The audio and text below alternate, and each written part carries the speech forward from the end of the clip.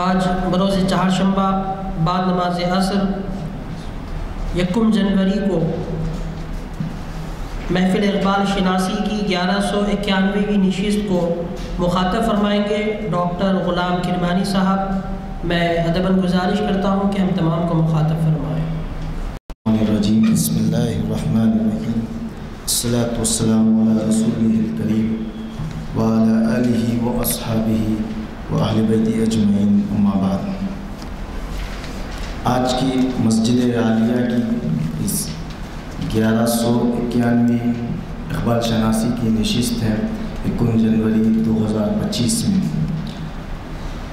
اس نشست میں میرا جو عنوان ہے وہ ہے اقبال کا ایک ترانہ ملی، ایک جائزہ۔ اس سے پہلے کہ میں اپنے عنوان پر آؤں، اقبال کے کلام کا ایک چھوٹا سا تعارف نوجوانوں کے لیے دینا چاہتا ہوں کہ اقبال کی کل 13 کتابیں ہیں، جس میں 10 شاعری کے ہیں یعنی پوئٹری کے، اور 3 پروز میں ہیں جس کو نثر کہتے ہیں، اور 3.5 کتابیں اردو کی ہیں، جس میں بانگ درا ہے، بال جبرائیل ہے، ارمغان حجاز ہے، اور 6.5 کتابیں فارسی میں ہیں۔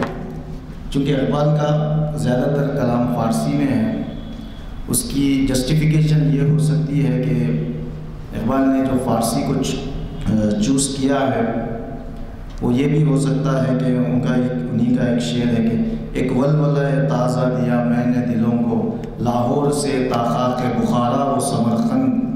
چونکہ یہ جو فارسی کا جو بیلٹ تھا، یہ پاکستان، افغانستان، ایران، یہ جو یہاں پر فارسی کا چال چلن تھا اس دور میں، ہو سکتا ہے اسی کو نظر میں رکھتے ہوئے اقبال نے اس زبان کو اپنایا ہوگا زیادہ تر اپنے کلام میں۔ جب شبیر صاحب کا حکم ہوا تھا اس محفل میں خطاب کرنے کے لیے، تو میں عنوان کے لیے سوچ رہا تھا کہ عنوان کیا دوں۔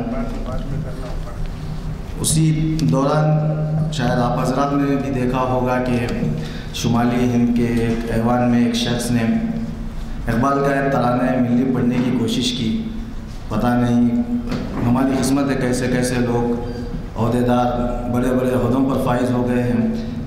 میں نہیں سمجھتا اسے اردو میں لکھ کر گیا ہوگا وہ کلام، لیکن وہ جب وہ بول رہا تھا تو مجھے اتنی ہنسی آ رہی تھی کہ وہ ترانہ ملی کے اقبال کے چھوٹے ایک اشعار کو صحیح نہیں پڑھ سک رہا تھا وہ۔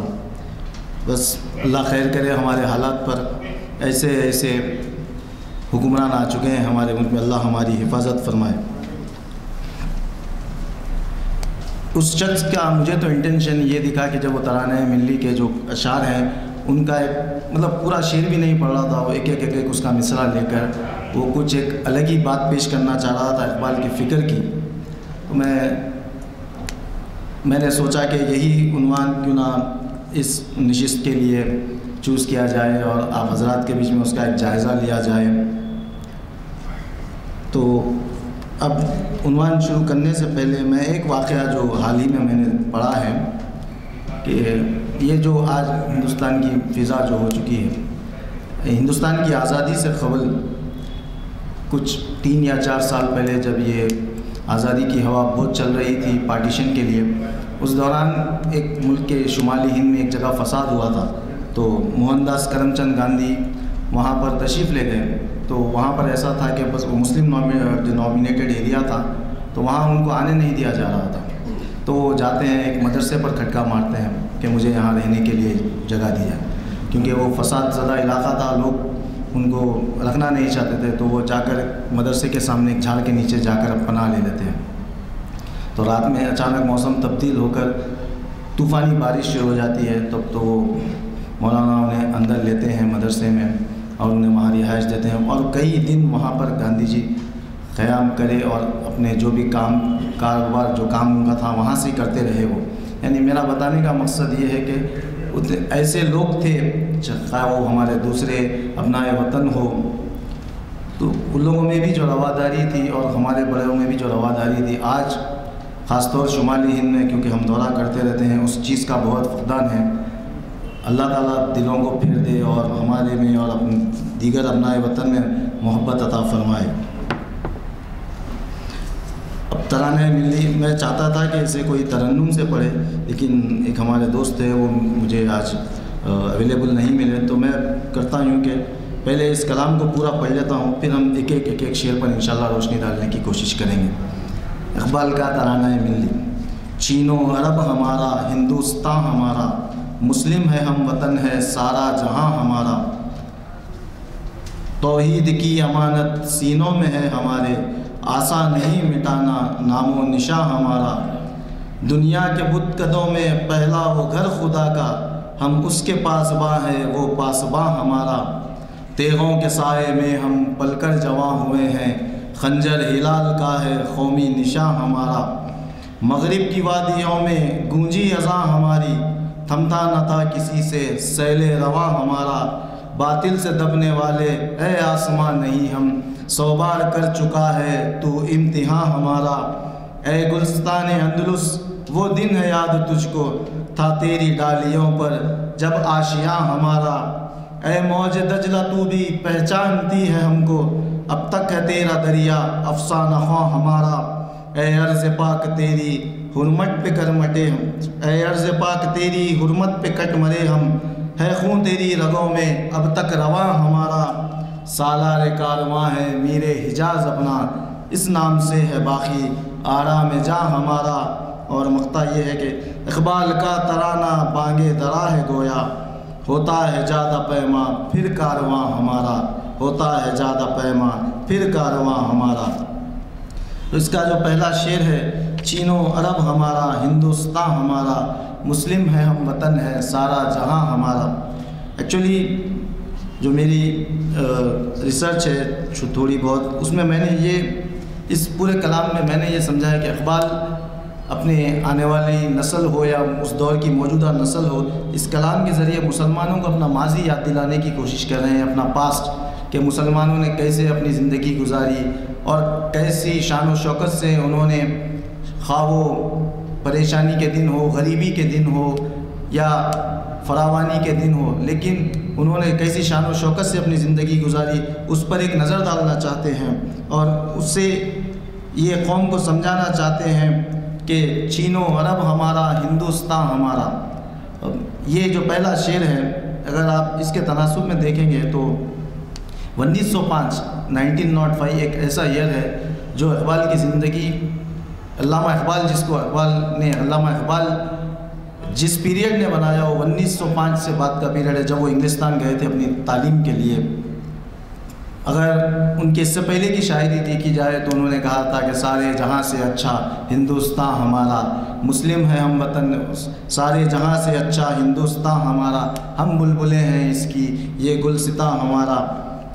لیکن جب اقبال لندن انگلستان گئے، جرمنی گئے، تو جب انہوں نے مسلمانوں کی وہ پاس دیکھا، مسلمانوں کی حالات دیکھے وہاں پر، تو جب وہ کہنے پر مجبور ہو گئے کہ چین و عرب ہمارا، ہندوستان ہمارا، مسلم ہے ہم وطن ہے سارا جہاں ہمارا۔ میں چونکہ یہاں پر ایک پوز لے کر ایک بات کہنا چاہوں گا کہ میں اس تقریر میں جہاں تک ہو سکے میں کم بولوں اور اقبال کو زیادہ بولنے کی کوشش کروں گا۔ تو اس کا دوسرا جو شعر ہے وہ ہے، توحید کی امانت سینوں میں ہے ہمارے، آسا نہیں مٹانا نام و نشاں ہمارا۔ جو توحید جو ہمارا ایک بیسک پرنسپل ہے لائف کا، جس کے لیے ہم کو کٹ مرنا پڑے تو بھی ہم کٹ مرنے کے لیے تیار ہیں، ہم اس میں کوئی کمپرومائز نہیں کریں گے۔ آپ دیکھ رہے ہیں کہ آج ہندوستان ہو یا عرب ہو، کون سا بھی ملک ہو، توحید ہم کو توحید سے ہٹانے کے لیے ابھی بھی کوشش کی جا رہی ہے، وہ ایک عرصے دراز سے کوشش کی جا رہی ہے۔ اگر میں کیونکہ صحابہ کرام کی زندگی سے ہم کو بہت واقعات سے بہت ہمت ملتی ہے۔ حضرت بلال رضی اللہ تعالیٰ عنہ کا وہ واقعہ یاد آ رہا ہے مجھے کہ جب وہ مسلمان ہو گئے تھے تو ان کا جو امیہ بن خلف جس کے وہ غلام تھے، وہ ان کو مکے کی پتریلی تپتی ہوئی زمین پر لٹاتا اور یہ کہنے پر مجبور کرتا تھا کہ تم اس کو لات کو خدا کہو، منات کو خدا کہو، بٹ وہ ایک ہی نعرہ لگاتے رہتے تھے، احد احد احد احد۔ تو توحید کی امانت سینوں میں ہے ہمارے، آسان نہیں مٹانا نام و نشاں ہمارا۔ جنہوں نے بھی ایسے کئی تاریخ میں ایسی ہستیاں آئی ہیں جنہوں نے مسلمانوں کو توحید سے ہٹانے کی کوشش کی، لیکن الحمدللہ جو مسلمان واقعی مسلمان تھے انہوں نے توحید پر جمے رہے اور اپنی جانوں کا نذرانہ پیش کیا، اپنی اولاد اپنے گھروں کے نذرانے پیش کر دیے جان کے، لیکن توحید سے وہ نہیں ہٹے۔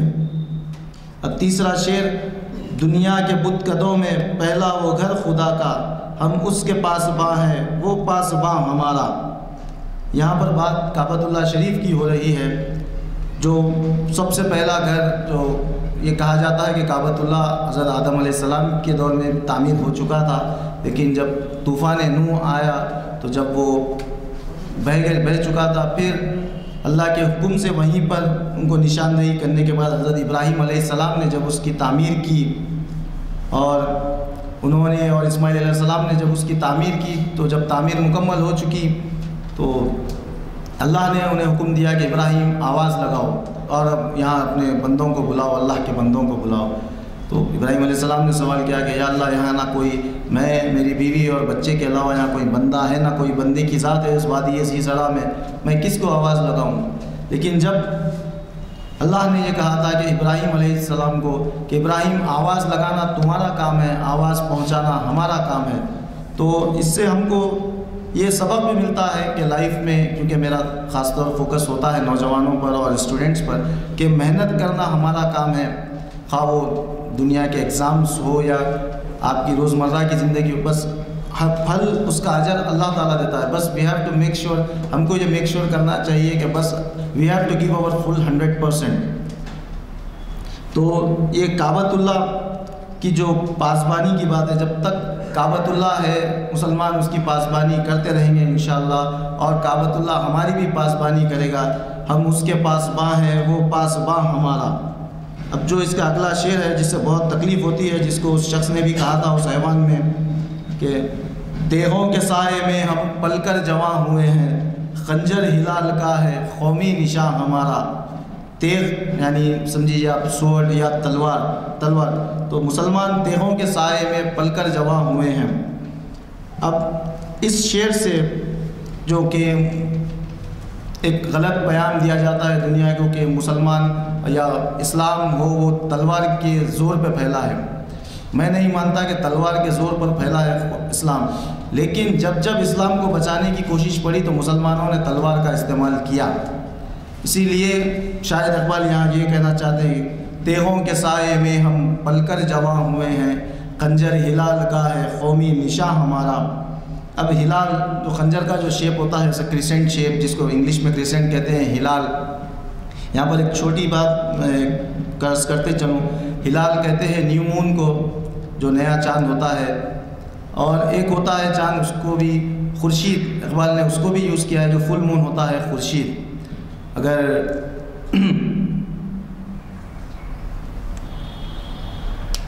خورشید کو اقبال نے اپنے ایک شعر میں ایسے استعمال کیا تھا کہ شب گریزاں ہوگی آخر جلوے خورشید سے، یہ چمن معمور ہوگا جلو نغمہ توحید سے۔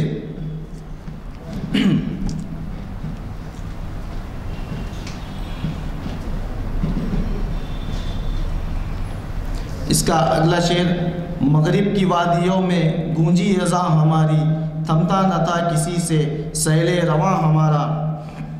اس شعر میں اقبال خواہ وہ اندلس ہو یعنی اس دور کا اسپین ہو یا موراکو ہو، اس کے فتوحات کے بارے میں یہ کہتے ہیں کہ مغرب کی وادیوں میں گونجی اذاں ہماری، کیونکہ اسپین کا جو واقعہ ہے، اسپین کو جو فتح کیا تھا طارق بن زیاد نے، آج بھی وہ پہاڑ موجود ہے جبرالٹار جسے کہتے ہیں جبل الطارق، جس پر جب طارق بن زیاد رحمۃ اللہ علیہ کی جب کشتی نے وہاں پر قیام کیا، جب وہ کشتی اس پہاڑ پہ لگی تو جب پورے اپنے سپاہیوں کے ساتھ جب وہ اترے، آپ حضرات کو بخوبی یہ واقعہ معلوم ہوگا، لیکن میں نوجوانوں کے لیے عرض کرتا ہوں کہ جب انہوں نے اپنی فوج کے ساتھ زمین پر اترے تو انہوں نے ساری کشتیاں جلا دینے کا حکم دے دیا تھا کہ فوج کو یہ میسج دینا چاہ رہے تھے، یا تو ہمیں یہاں پر مرنا ہے یا فتح حاصل کرنا ہے، اور کوئی دوسرا راستہ نہیں۔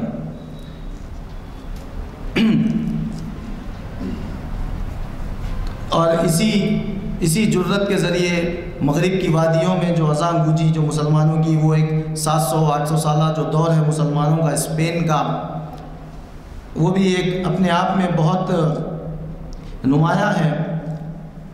اب اس میں موراکو ہے، بغداد ہے، جب مسلمان یہاں پر فتح حاصل کر چکے، جب انہوں نے یہاں پر حکمرانی کی، تو انہوں نے بغداد کو اور اسپین کو ایک ایسا علم کا گہوارہ، ایک ایسا نالج کا کیپٹل بنایا تھا ورلڈ کو۔ یہاں پر بڑی بڑی یونیورسٹیاں انہوں نے قائم کی اور کئی آرٹس کے، انجینئرنگ کے یہاں پر شعبے انہوں نے قائم کیے۔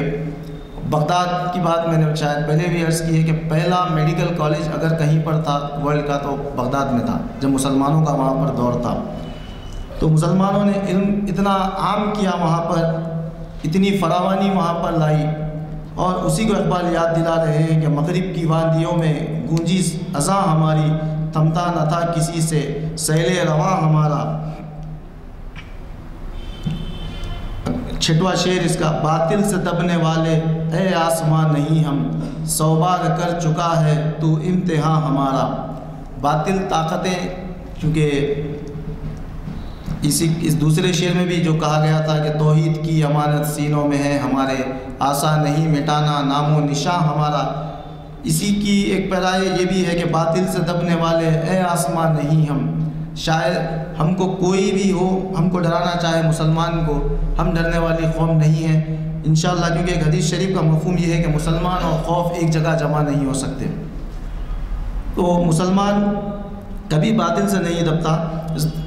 اس لیے میں ایک واقعہ مجھے یاد آ رہا ہے، حضرت صلاح الدین ایوبی کا دور تھا، چونکہ ان کو فتوحات کے لیے بیت المقدس فتح کرنے کے لیے ان کو ایک بھاری فوج کی ضرورت تھی، تو وہ ہوتا یہ تھا کہ دیہاتی علاقوں سے بھرتی ہوتی تھی فوج میں۔ تو اس دور میں یہ واقعہ میں نے داستان ایمان فروشوں کی جو کتاب ہے اس میں پڑھا ہے، وہاں سے لیا ہے یہ واقعہ۔ تو ایک دیہات تھا مصر کے بارڈر پر، جہاں پر ایک غیر آباد مسجد تھی، وہاں پر ایک گورا گھنٹا شخص آیا اور مسجد کو جھاڑو جھٹکا کر کے اس نے مسجد میں، اس کی اتنی خوشحال، اتنی بہترین آواز تھی کہ وہ اپنی آواز کے ذریعے مسلمان وہاں پر جوق در جوق نماز کے لیے آنے لگے۔ تو وہ شروع میں صرف یہی کرتا تھا کہ بس اچھی قرات میں نماز پڑھانا، اچھی آواز میں اذان دینا، لوگوں کو پہلے جمع کرتا گیا۔ تو اس کے بعد اس نے یہ شروع کیا کہ وہ تقریر کرنا شروع کیا، اور تقریر میں مسلمانوں کو یہ کہنا شروع کیا کہ بھائی جنگ و جدال سے کوئی مسئلے کا حل نہیں ہے، جتنا ہو سکے جنگ و جدال سے بچنا چاہے، ایسا کرنا چاہیے، یعنی مسلمانوں کے ایک قسم سے جہاد سے روک رہا تھا، اس دور کی جو ضرورت تھی۔ تو ایک دن وہ خطاب کر چکا تھا، خطاب کر کے جب ہٹ گیا تو 2 حضرات تھے، وہ سامنے ہی بیٹھے ہوئے تھے، وہ لوگ ہٹے نہیں، اس سے عیسائیوں کی زبان میں کچھ بات کی، تو اس نے جواب دیا، تو پھر بولا چلیے میرے گھر کو چلیے۔ تو کیونکہ اس کو ایک گھر بھی دے دیا گیا تھا، گھر میں جانے کے بعد دیکھا کہ اس کی بیوی ہے، بچے ہیں، سب ہیں۔ جب اندر لے کر گیا تو اس کے گھر میں ایک ذاتی اپنا چرچ تھا، گرجا گھر تھا، جہاں پر وہ عبادت کرتا تھا کرسچینٹی کی، یعنی وہ ایک عیسائی تھا، لیکن مسلمانوں کو جہاد سے روکنے کے لیے صلاح الدین ایوبی رحمۃ اللہ علیہ کی فوج میں مسلمانوں کو بھرتی ہونے سے روکنے کے لیے اس نے اسلام کا لبادہ اوڑھا، وہ آیا اور مسلمانوں کو جہاد کی ترغیب سے روکتے رہا وہ۔ تو ایسے کئی باطل کے علاقات ہمارے بیچ میں آتے رہتے ہیں، آج بھی ہم دیکھتے ہیں کہ روکتے ہیں ہم کو لوگوں میں، کچھ حق بات کہنے سے کہ رہنے دیجئے، آپ کیوں بول رہے ہیں، ہم نہیں بولیں گے تو کون بولیں گے۔ جہاں تک ہم سے ہو سکتا ہے ہم کو کوشش کرنی چاہیے کہ حق بولے، کیونکہ ایک حدیث شریف کا مفہوم ہے کہ جہاں بھی غلط ہو، ظلم ہو، آپ کو چاہیے کہ ہاتھ سے روکے اگر آپ میں قوت ہے تو، یہ اعلیٰ درجے کا ایمان ہے۔ پھر زبان سے روکے، یہ دوسرے درجے کا ایمان، کم سے کم اپنے دل میں برا جان لے، یہ کمزور ایمان ہے، کمزور درجہ۔ اب اگلا شعر، اے گلستان اندلس وہ دن ہے یاد تجھ کو، تھا تیری ڈالیوں پر جب آشیاں ہمارا۔ اس کا اگلا شعر، کیونکہ دونوں شعر مل کر ہیں، اے موج دجلہ تو بھی پہچانتی ہے ہم کو، اب تک ہے تیرا دریا افسانہ خواں ہمارا۔ اے گلستان اندلس، اندلس اسپین کا نام ہے، عربی میں اسپین کو کہتے ہیں اندلس۔ جب میں نے ابھی جو آپ حضرات کے سامنے بیان کیا کہ جب یہ مسلمانوں کا دور تھا اسپین میں، اندلس میں، تو کیسا انہوں نے اپنی یونیورسٹیز قائم کی، اور اے موج دجلہ تو بھی پہچانتی ہے ہم کو۔ یہ دجلہ ایک دریا ہے، ندی جو بغداد کے شہر سے گزرتی ہے، اسی کے کنارے بغداد آباد ہے۔ میں 1-2 مہینے پہلے بغداد حاضر ہوا ہوں، تو وہاں پر میں نے یہ ندی دیکھی ہے، اسی کا ذکر علامہ اقبال اس 2 اشعار میں کر رہے ہیں۔ اب اگلا شعر ہے، اے ارض پاک تیری حرمت پہ کٹ مرے ہم، ہے خون تیری رگوں میں اب تک رواں ہمارا۔ یہاں پر حرمین شریفین کی حرمت کی بات ہو رہی ہے کہ اس کی حرمت کے لیے کتنے مسلمانوں نے اب تک جان دی، یہ تاریخ کا اپنا ایک الگ موضوع ہے۔ پھر اس کا اگلا شعر ہے، سالار کارواں ہیں میر حجاز اپنا، اس نام سے ہے باقی آرام جاں ہمارا۔ اس پورے کلام کا یہ میرا سب سے پسندیدہ شعر ہے، کیونکہ یہاں پر حضور اکرم صلی اللہ علیہ وسلم کی ذات مبارک پہ بات ہو رہی ہے، کیونکہ یہ آئے دن اب تو بہت عام ہو چکی ہے کہ حضور اکرم صلی اللہ علیہ وسلم کی شان میں جو گستاخیاں ہو رہی ہیں، یقیناً ہم سے جو ہو سکتا ہے ہم کر رہے ہیں، یا ہم کچھ مجبور ہیں کیونکہ ہمارے لیڈرز ہمارا ساتھ نہیں دے رہے ہیں اس مسئلے پر، یا کچھ دے رہے ہیں تو پھر وہ خاطر خواہ نہیں ہو رہا ہے۔ اقبال نے حضور اکرم صلی اللہ علیہ وسلم کے اسم مبارک کے لیے کئی جگہ کئی اشعار کہے ہیں۔ ایک جگہ یہ فرمایا کہ خیمہ افلاک کا استادہ اسی نام سے ہے، نبض ہستی تپش آمادہ اسی نام سے ہے۔ خیمہ افلاک کا استادہ یعنی جو آسمان ہیں وہ ٹھہرے ہوئے ہیں تو بس حضور اکرم صلی اللہ علیہ وسلم کی نام کی برکت سے ہیں، اس نام سے خیمہ افلاک کا استادہ اسی نام سے ہے، نبض ہستی تپش آمادہ اسی نام سے ہے۔ نبض کہتے ہیں پلس کو، اور تپش آمادہ یعنی اس میں جو حرارت ہے وہ حضور اکرم صلی اللہ علیہ وسلم کی ذات بابرکت کی برکت سے ہے کہ ہمارے میں وہ تپش ہے۔ اس کا ایک واقعہ حضور اکرم صلی اللہ علیہ وسلم کی سیرت سے ہمیں یہ بھی ملتا ہے کہ علماء کرام نے فرمایا کہ جب حضور اکرم صلی اللہ علیہ وسلم حضرت عمر ایک پہاڑ پر تشریف فرما تھے تو حضور اکرم صلی اللہ علیہ وسلم نے حضرت عمر سے دریافت کیا تھا کہ عمر تم مجھ سے کتنی محبت کرتے ہو؟ تو حضرت عمر نے کہا تھا کہ میں اپنے ماں باپ اور اپنی اولاد کے بعد آپ سے محبت کرتا ہوں۔ تو حضور نے فرمایا تھا کہ ابھی بھی تمہارا ایمان مکمل نہیں ہوا۔ انہوں نے حضور اکرم صلی اللہ علیہ وسلم نے حضرت عمر کو گلے لگایا اور پھر چھوڑا، پھر پوچھا کہ عمر اب کیا کیفیت ہے؟ تو حضرت عمر نے فرمایا تھا کہ اب اپنے ماں باپ کے بعد آپ کو یا رسول اللہ میں سب سے زیادہ محبت کرتا ہوں۔ تو حضور نے فرمایا کہ عمر ابھی بھی تمہارا ایمان مکمل نہیں ہوا۔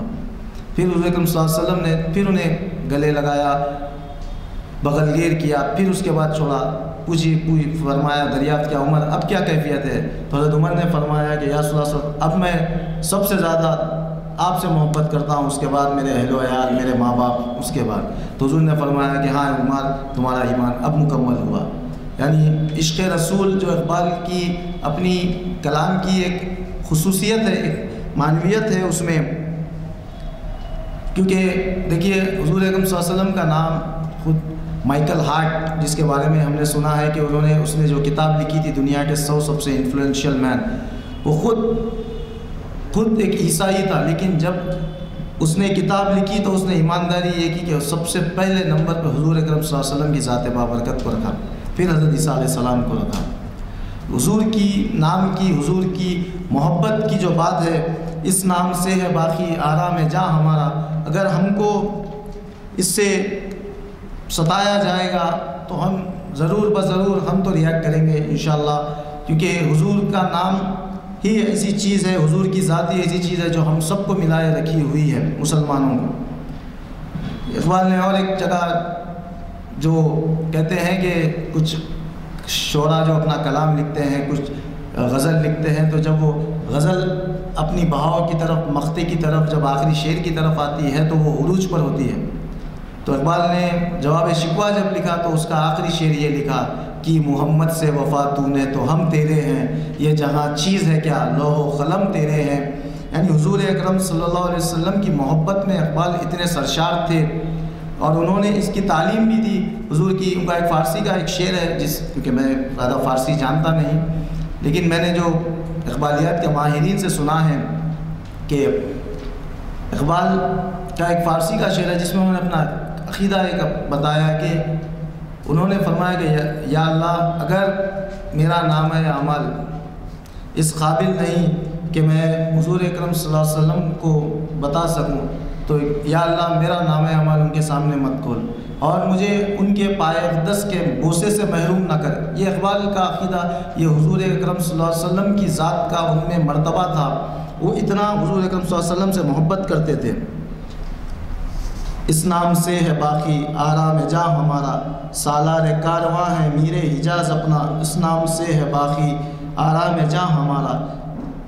اس کی لغت میں تھوڑا نوجوانوں کو یہ بتاتے چلوں کہ سالار کہتے ہیں لیڈر کو، سپہ سالار جو اکثر آپ نے دیکھا ہوگا سنا ہوگا کئی پروگرامز وغیرہ میں. کارواں کہتے ہیں کیراوان کو. میر حجاز، میر بھی کہتے ہیں لیڈر کو. حجاز جو مکہ مکرمہ، جدہ اور یہ مدینہ منورہ کا جو ایریا تھا اسے حجاز مقدس کہا جاتا تھا اس دور میں. اب اس آخری جو مقطع ہے اقبال نے کہا ہے کہ اقبال کا ترانہ بانگے درا ہے گویا، ہوتا ہے زیادہ پیما پھر کارواں ہمارا. یعنی اقبال یہ کہنا چاہتے ہیں کہ اقبال کا ترانہ کامیابی کی طرف بلاتا ہے. بانگے درا ہے یہ لوگ قوموں کو اٹھانے کے لیے اقبال نے اپنا کلام لکھا ہے کیونکہ میں اپنے ذاتی تجربہ ہو یا ذاتی میں کوئی عقیدت میں آگے غلو کر کے یہ بات کہنا نہیں چاہتا، لیکن میں بہت اپنے ہوش و حواس میں یہ بات کہنا چاہتا ہوں کہ اقبال کا کلام جو ہے وہ ایک نعت پاک بھی ہے، قرآن کی تفسیر بھی ہے. کئی ایسے اشعار ہیں جو آپ کو کلام اللہ کی آیتوں کی ترجمے کے طور پہ آپ کو ملتے ہیں. یہ جیسا یہ تھمتا نہ تھا کسی سے سیل رواں ہمارا، اگر میں اس کو جوڑوں تو یہ وہ وجاء الحق و زهق الباطل کی آیت سے بھی یہ جڑتی ہے کہ حق آ گیا اور باطل مٹ گیا. اور میں اکثر یہ بات کہتا ہوں کہ اے جے آرون ایک ویسٹ کا بہت بڑا فلاسفر ہے. اس نے یہ کہا تھا کہ اگر ایسٹ نے یعنی مشرقی دنیا نے اقبال کو اگر پڑھ لیا تو ویسٹ کی شامت آنے والی ہے. ویسٹ ختم ہو جائے گا اگر ایسٹ نے اقبال کو پڑھ لیا. یعنی انہوں نے اقبال پہ وہ ریسرچ کی، اقبال کے کلام ہو، اقبال کی فکر پہ، کہ انہوں نے یہ بہتر سمجھا کہ ان کو دور ہی رکھو اقبال کے کلام سے. تو اقبال کا ترانہ ملی کا ایک مختصر تھا جائزہ یہ تھا. ابھی میں اپنی تقریر کی کنکلوژن کی طرف آتا ہوں کیونکہ ابھی آج 29 ہے جماعت الثانی کی. اب 4 رجب کو بہادر یار جنگ قائد ملت کی برسی ہے، ان کو کچھ خراج پیش کرنا چاہتا تھا میں. کیونکہ دیکھیے اقبال کا کلام ایک ہے، لیکن اقبال کے کلام کو اپنی زندگی میں اگر ظاہر نمایاں، ہم نے 2 اشخاص کو پڑھا ہے جو حیدرآباد کے ہیں. کیونکہ ہم نے ایک کانسیپٹ ہے باہر کے لوگوں کو، ہم بہت کوئی نئے مقرر باہر سے آتے ہیں، ہم ان کو بہت وہ کرتے ہیں لیکن ہم ان کی ڈیلی لائف سے واقف نہیں ہوتے ہیں. لیکن 2 اشخاص حیدرآباد کے ایسے گزرے ہیں. پہلے ہے بہادر یار جنگ قائد ملت، اس کے بعد میری نظر میں دوسرے کوئی ہیں اور بہادر یار جنگ کے جانشین ہیں تو وہ سید خلیل اللہ حسینی صاحب ہیں، بانی تعمیر ملت. تو بہادر یار جنگ کی یہ شخصیت تھی کہ ایک دور کا واقعہ ہے. ربندر ناتھ ٹیگور حیدرآباد آئے ہوئے تھے، سروجنی نائیڈو کے یہاں مہمان تھے وہ. تو 3-4 دن انہوں نے حیدرآباد کی خوب سیر کی. پھر سروجنی نائیڈو سے یہ کہا کہ اب میں جانا چاہتا ہوں. تو سروجنی نائیڈو نے پوچھا کہ دیکھیے یہ واقعہ سے میں بہادر یار جنگ کی شخصیت کا اثر غیروں میں یہ روپ میں بتانا چاہتا ہوں کہ وہ کیسی شخصیت تھی. بیرون پرستی کی ہم میں ایک مزاج ہے باہر سے آنے والے لوگوں کی، جو بھی میں نے کہا، لیکن خود ہمارے لوگوں کی ہم قدر نہیں کرتے. تو بہادر یار جنگ نے ربندر ناتھ ٹیگور نے سروجنی نائیڈو سے اجازت طلب کی. تو سروجنی نائیڈو نے یہ ان سے دریافت کیا کہ کیا آپ نے پورا حیدرآباد دیکھ لیا؟ تو جی ربندر ناتھ ٹیگور نے کہا کہ میں نے پورے حیدرآباد کی تفریح کر لی. تو برملا سروجنی نائیڈو نے یہ پوچھا کہ آپ بہادر خان سے ملے ہیں؟ تو انہوں نے پوچھا یہ کون ہے، میں ان سے نہیں ملا. تو بولے اب آپ کا حیدرآباد کا دورہ نامکمل ہے. تو بہادر یار جنگ کی شخصیت ایسی تھی. پھر اس کے بعد ربندر ناتھ ٹیگور نے بہادر یار جنگ سے جب ملے تو وہ ایک الگ واقعہ انشاءاللہ پھر کبھی میں اس کا ذکر کروں گا. اور بہادر یار جنگ کے بارے میں سلیمان ندوی صاحب کو جب اطلاع ملی کہ ان کا انتقال ہو گیا ہے تو انہوں نے ایک خط لکھا تھا. میں اس کو پڑھ کر سنانا چاہوں گا آپ حضرات کے سامنے. یہ سید سلیمان ندوی صاحب نے لکھا ہے. 4-5 ہفتے ہوئے میں ایک گاؤں میں تھا کہ دفعتاً ایک صاحب نے انگریزی اخبار کے حوالے سے نواب بہادر یار جنگ کی اچانک موت کی اطلاع دی. موت ہر وقت آتی ہے اور ہر وقت آ سکتی ہے، تاہم جن کے مرنے کو دل نہیں چاہتا ان کے مرنے کی خبر کا یقین بھی دفعتاً نہیں آتا. ان کا حشاش بشاش متبسم چہرہ، ان کا صحیح و تنومند جسم، ان کا خوبصورت اور دل فریب خد بالا، ہر چیز بجلی کی کوند کی طرح سامنے آئی اور ان کی موت کی خبر کو جھٹلا کر چلی گئی. خود جا کر اخبار پڑھا، ورقوں کو الٹا پلٹا، روایت نے صدق کی اور صدق نے یقین کی اور یقین نے آنسوؤں کی صورت اختیار کی اور انا للہ کے ساتھ دل کی گہرائیوں سے مغفرت کی دعا نکلی. تو یہ سید سلیمان ندوی صاحب کا خراج ہے. یہ اور بھی پڑھا ہے، میں چونکہ وقت کی کمی ہے پڑھنا مناسب نہیں سمجھتا. تو یہ ہمارے شخصیات رہے ہیں حیدرآباد کے. اللہ ان کو بھی اعلیٰ سے اعلیٰ درجات عطا فرمائے. کیونکہ اب میری تقریر کا کنکلوژن تھا یہ. میں اللہ تعالیٰ سے دعا گو ہوں کہ اللہ ہمیں کہنے سننے سے زیادہ عمل کی توفیق عطا فرمائے، تڑپنے بھڑکنے کی توفیق دے، دل مرتضیٰ ذوق صدیق دے. سبحان ربک رب العزت عما یصفون وسلام علی المرسلین والحمد للہ رب العالمین.